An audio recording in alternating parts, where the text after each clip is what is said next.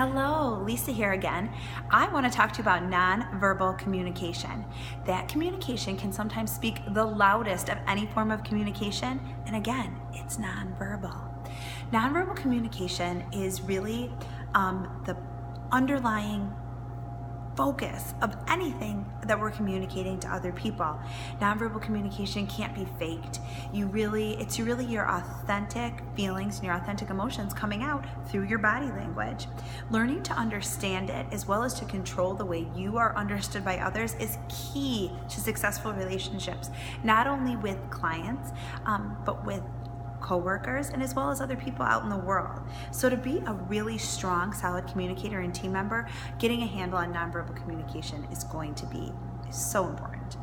So the first thing I want to make sure that everybody watches for are nonverbal communications. And there's as simple and as easy as just kind of things that don't make sense, like when a client says, "Yes, I'm really good at this." A lot of times that's implying some sarcasm, but it's just a mismatch in nonverbal communication.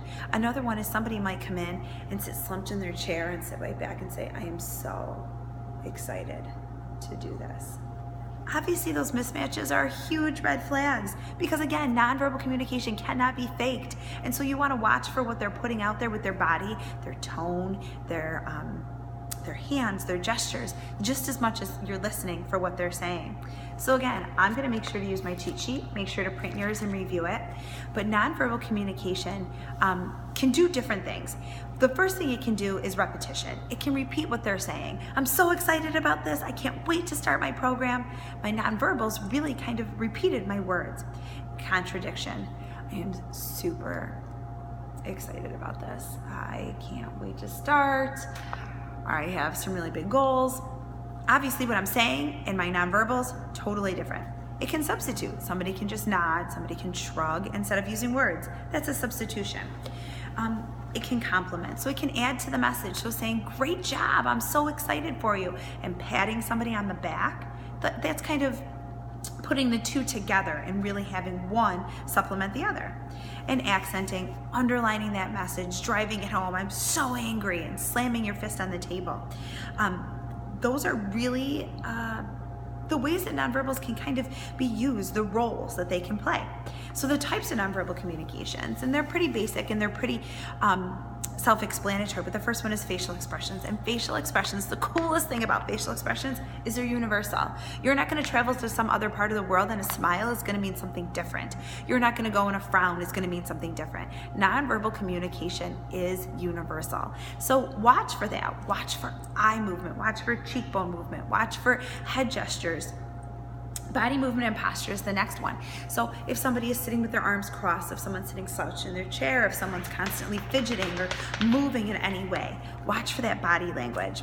Gestures, using your hands. I talk with my hands a lot. Totally know that I do it, and I do it kind of to accent my verbal communication. So nonverbals, eye contact. Are they keeping on eye contact? Are they drifting away with eye contact? Are they excited with their eye contact? Are they very withdrawn? Watch for that. Touch is another one. Touch is one that you want to be careful using with other people. However, every once in a while, it's completely appropriate to tap, to pat somebody on the back or to rest your hand on their arm if they've shared something extremely personal or they're emotional in their conversation with you.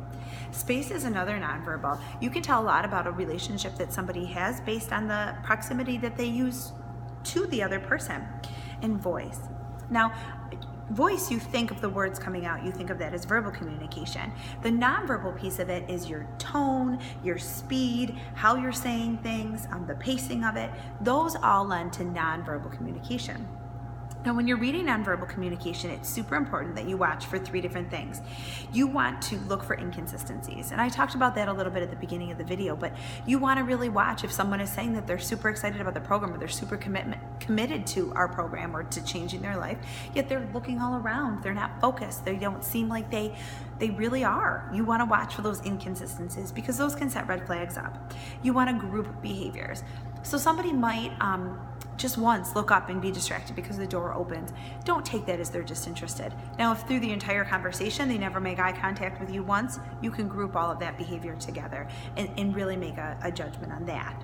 You want to trust your instincts, especially when you see mismatches. Remember, nonverbal communication is universal and it comes from your unconscious. It comes from that gut emotion.